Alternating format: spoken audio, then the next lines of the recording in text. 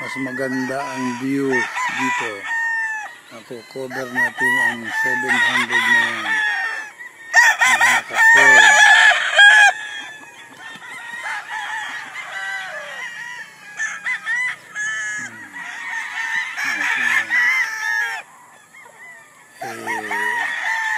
Sa totoo lang po, ang gastos natin dito sa pagkain maabot ng 14,000 to 15,000 a day.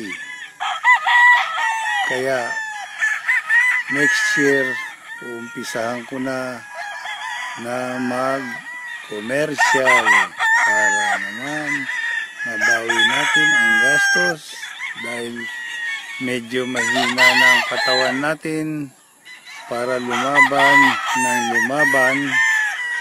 sa Maynila. Yan ang ating sitwasyon ngayon. Kaya medyo mag-a-advertise na tayo. Doon po sa itaas na yun, sa bundok na yun, matulis. Yan medyo pantay na yan.